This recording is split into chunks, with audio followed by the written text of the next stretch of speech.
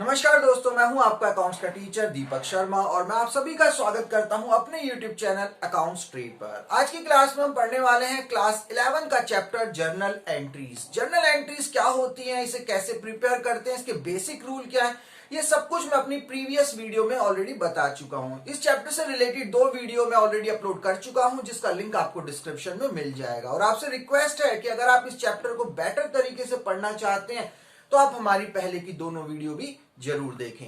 आज की क्लास में हम पढ़ने वाले हैं जर्नल एंट्रीज में एक स्पेशल टॉपिक। जी हाँ, स्पेशल जर्नल एंट्रीज। आज की क्लास में हम बैड डेब्ट्स के टॉपिक को पूरा कवर करने वाले हैं। बैड डेब्ट्स क्या होते हैं, कितने टाइप्स के होते हैं, ये सब कुछ आज मैं आपको बताने वाला हूं और आज हम इसकी जर्नल एंट्रीज को सीखने वाले हैं। एग्जाम में स्पेशल जर्नल एंट्रीज के चांसेस ज्यादा होते हैं, तो इस टॉपिक को ध्यान से समझिए। तो शुरू करते हैं अपनी आज की क्लास जर्नल एंट्रीज के साथ। स्पेशल जर्नल एंट्री के टॉपिक में आज जो टॉपिक हम पढ़ने वाले हैं वो है बैड डेब्ट। जी हाँ, बैड डेब्ट से रिलेटेड सब कुछ आज मैं आपको बताने वाला हूं। बैड डेब्ट क्या होता है, सबसे पहले इसकी बात करते हैं। नॉर्मली बच्चों को पता ही होगा कि बैड डेब्ट का मतलब है कि पैसा डूब जाना। आपको किसी पार्टी से पैसा लेना है और वो पार्टी अब आपका पैसा नहीं दे पा रही है, तो उस कंडीशन में हम कहते हैं बैड डेब्ट हो गया, यानी हमारा पैसा डूब गया। हमें किसी पार्टी से पैसा लेना था, अब वो पैसा हमें नहीं मिल रहा है। तो आज देखिए बैड डेब्ट कितने टाइप्स के होते हैं, अब उसकी बात करते हैं। देखिए बैड डेब्ट 2 टाइप के होते हैं। एक होता है फुली बैड डेब्ट्स। आपको किसी पार्टी से 1000 रुपए लेने थे लेकिन आपको 1 रुपया भी नहीं मिला, पूरे 1000 रुपए आपके डूब गए, तो इस कंडीशन को हम कहते हैं फुली बैड डेब्ट, सारा पैसा डूब गया। तो इसकी जनरल एंट्रीज बनती है बैड डेब्ट अकाउंट डेबिट। बैड डेब्ट अकाउंट डेबिट टू पार्टी या डेटर। यहां पर आपको उस पार्टी का नाम लिखना है, जैसे मोहन से पैसा डूब गया तो बैड डेब्ट अकाउंट डेबिट टू मोहन।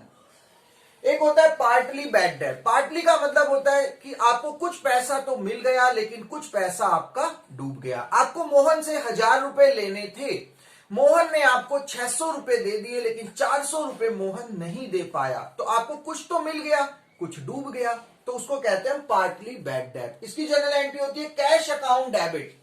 इसमें जो पार्टी से आपको मिला, आपको कितने रुपए मिले, 600 रुपए मोहन से मिले, तो जो मिला वो कैश में आएगा। बैड डेब्ट अकाउंट डेबिट, जो डूब गया उसे आपको बैड डेब्ट में लिखना है।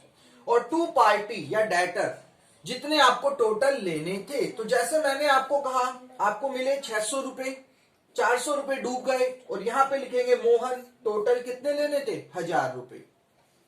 तो बैड डेब्ट 2 टाइप के होते हैं, एक फुली सारा पैसा डूब गया, एक पार्टली कुछ डूब गया और कुछ मिल गया।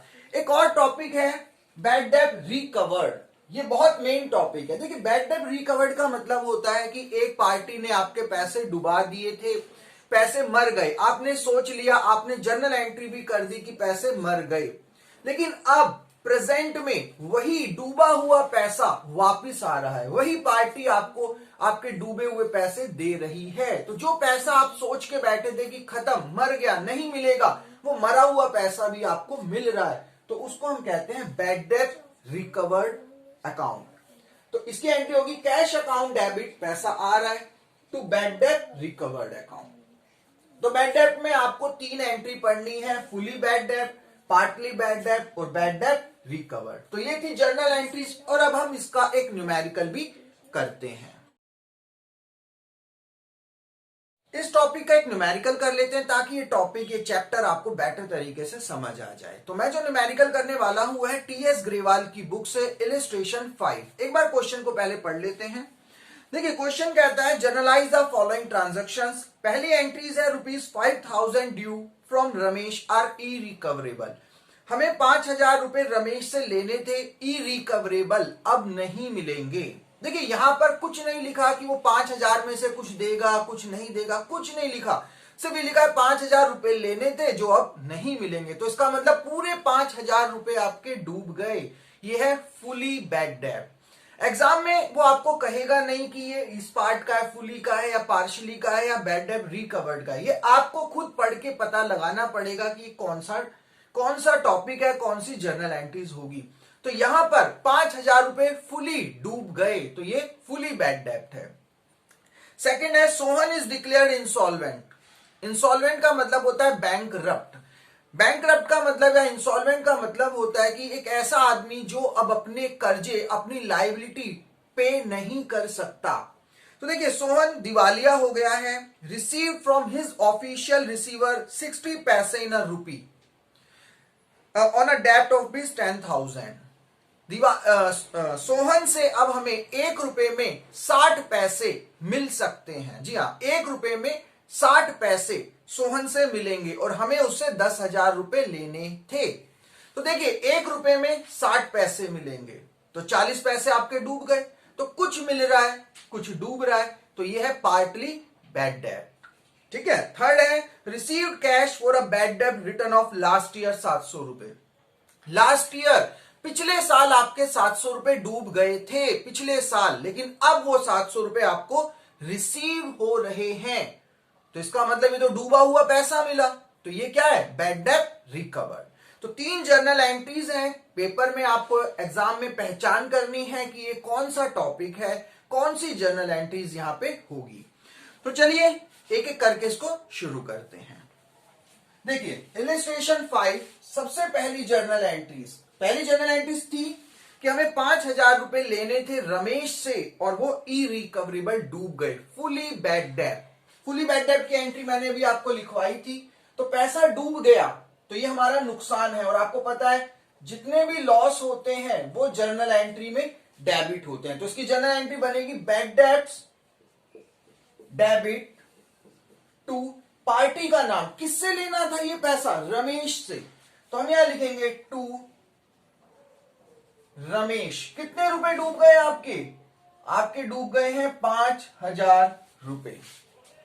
क्लियर है? Bad debts account debit to Ramesh. Second entry पे आते हैं।